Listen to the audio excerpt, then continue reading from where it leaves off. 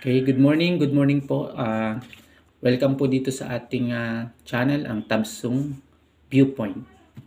So, kahapon po tayo ay nakinig ng Senate inquiry about dun sa foreign relation na kung saan ang topic is yung naging result ng pagka-aresto ng ating former President Duterte na ngayon po ay nasa Netherlands at para humarap dun sa trial. So, sinubaybayan po natin yan, mag-umpisa na sa pinakaumpisa hanggang dun sa matapos yung pagdinig.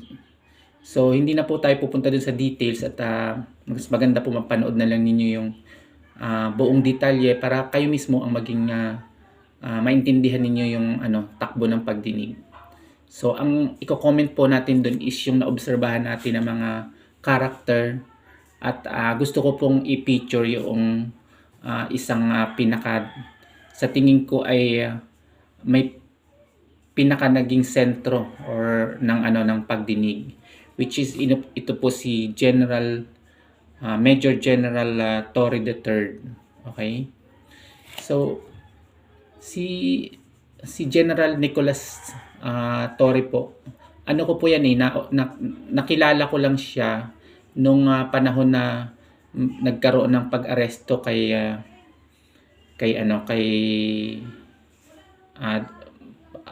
Pastor Kibuloy. So doon ko po siya unang na-notice yung kanyang presence sa sa PNP. Okay? So bigyan po natin ng background si Police Major General Nicolas Deloso Torre III is a distinguished officer in the Philippine National Police, currently serving as the Director of Criminal Investigation and Detection Group.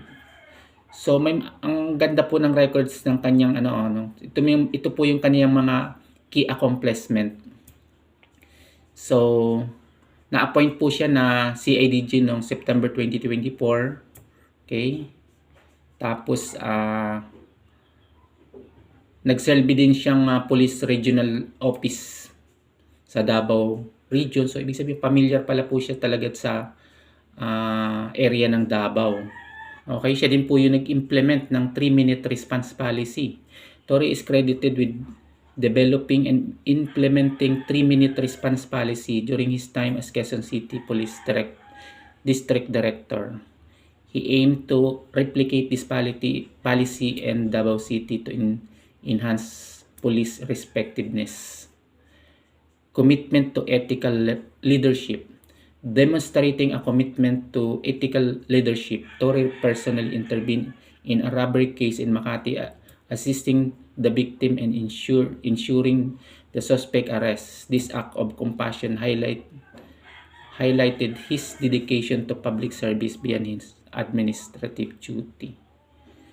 So, marami pa pong accomplishment si General Torre. So, ang napapansin ko lang po dito sa karakter nitong mamang pulis nito is doon sa pagtatanong doon sa Senate investigation, makikita po natin napaka-concise ng kanyang pagsagot.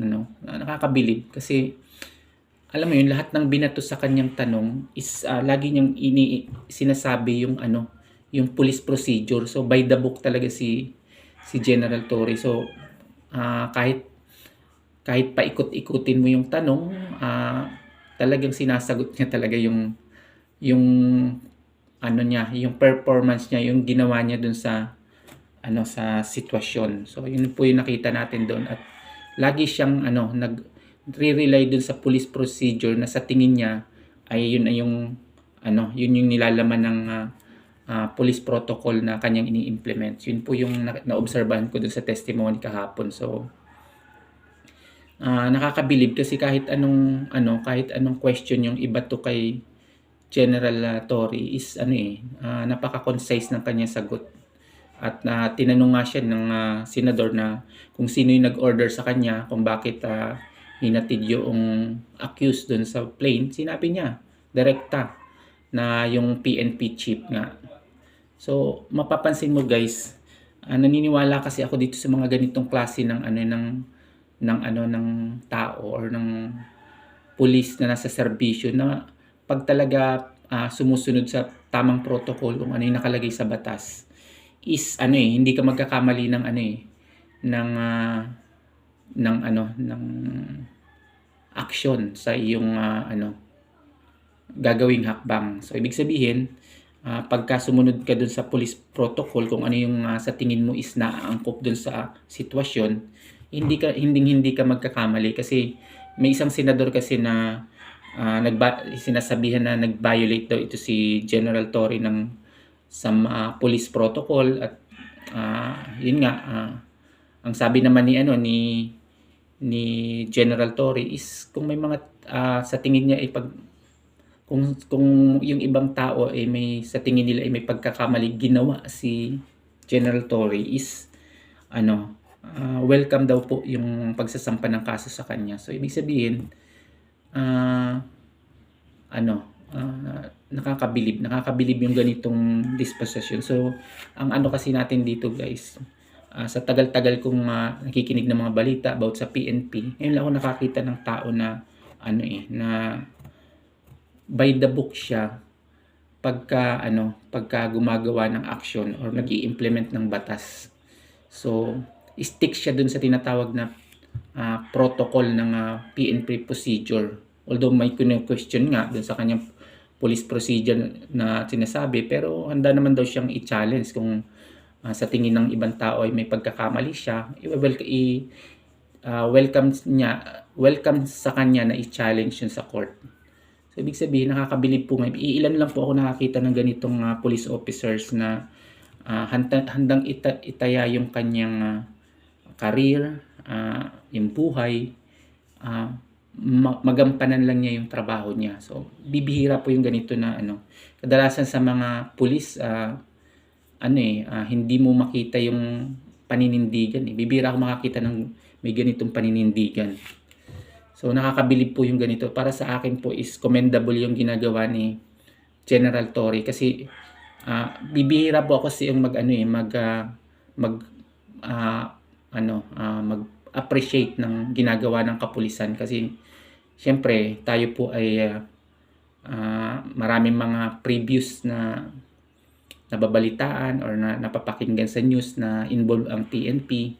So para sa akin medyo critical sa akin yung mga issues about sa PNP. Pero ito nga po, dahil sa persona ni General Torre is nakaka-uplift ng pananaw sa organization ng PNP. So sana po marami pang kagaya ni General Torre na matapang at saka handang ipatupad yung batas, kahit na marami ang nagagalit sa kanya, kasi nga mga high profile yung kanyang mga ina-apprehend.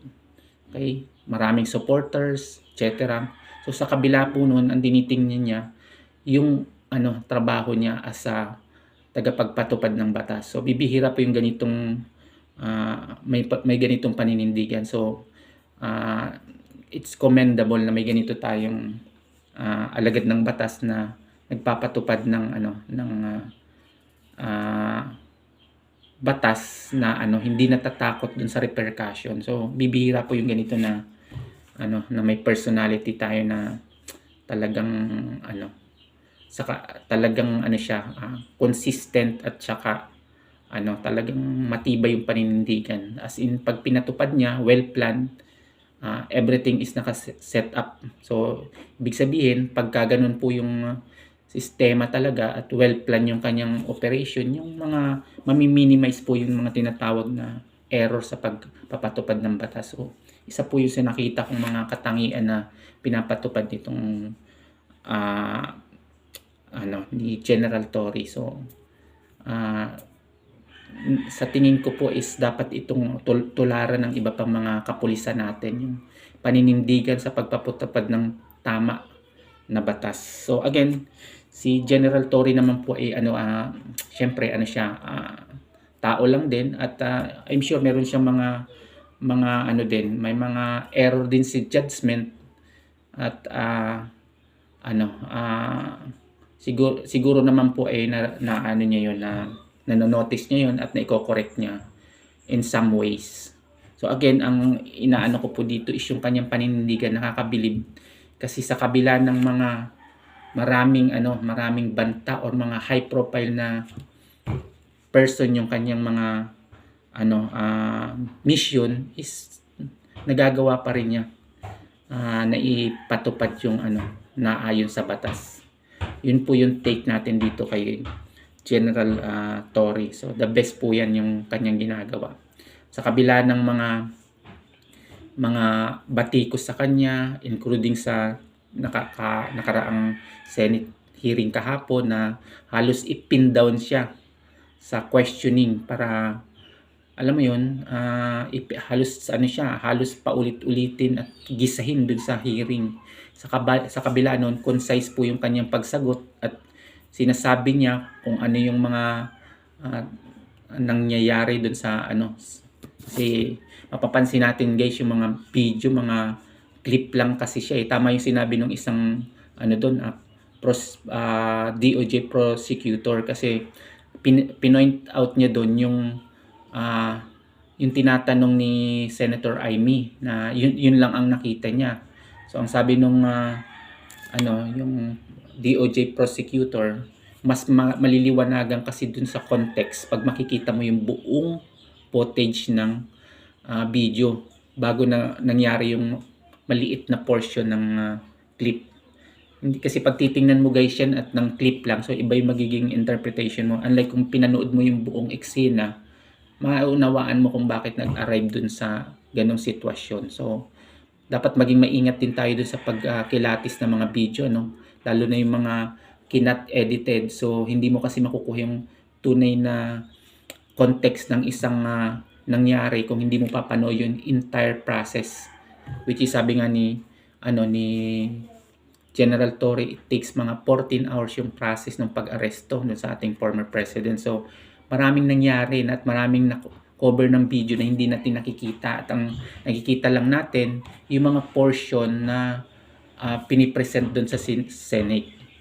Okay, yun lang yung nakikita natin doon. Pero again, tayo mo mga ordinaryong mamamayan, dapat titingnan pa rin natin yung buong context para at least maliwanagan tayo kung ano talaga yung totoong nangyari. So kahapon po, yun binabanggit yun ni General Torre na yung mga yung mga pinapakita doon sa Senado is nai-explain niya ng mabuti or nasasagot niya ng maayos kasi nga sumusunod siya doon sa protocol na in-implement niya. Yun po yung nakita natin doon sa pagdinig. At again, yun lang po yung aking topic ngayon. Gusto kong i-appreciate yung karakter ni General Torre. The best siya para sa akin. Siya yung face ng PNP ngayon na nagpapaangat sa image ng kapulisan. So, yun nga lang po, syempre ang kapulisan natin is nag-i-evolve yan. So sana po mag-evolve yan para at least yung taong bayan ay magtiwala ulit sa kapulisan natin, sa transparency, accountability. So ibig sabihin maging professional. At dito po sa Tabsong, ang isang panawagan natin sa kapulisan natin is ma-full implement na po yung tinatawag na mandatory police body camera. So yun yung panawagan natin dito sa channel kasi isa po yan sa makakatulong sa ating kapulisan para magkaroon ng transparent at accountability doon sa lahat ng police operation. At syempre makakatulong din po yan sa case build up ng kaso doon sa suspect na ina-arrest. So at the same time mapoprotektahan po yung suspect na may mga issue kasi ng mga tanim ebidensya. Ibig sabihin lahat po yan ma-appreciate natin. So isa po yan sa mga tinitingnan natin na sana magkaroon ng improvement sa PNP. Pero dito po kay General Torre, saludo po tayo dito kasi very impressive yung kanyang performance para sa akin. So sana po ay tularan ito ng mga iba pa nating kapulisan at maging maibalik yung tiwala ng taong bayan sa pagtingin dito sa agency natin, yung kapulisan. So yun lang po ang take natin at maraming salamat sa lahat ng nakinig at saka mga hindi pa po nakasubscribe, please subscribe, and then kung may mga comment kayo, paki-comment lang po yung dyan sa ating comment section at yan po ay babasahin natin. Okay? Yun lang po at maraming salamat sa ating lahat at sa inyo lahat dyan. Peace.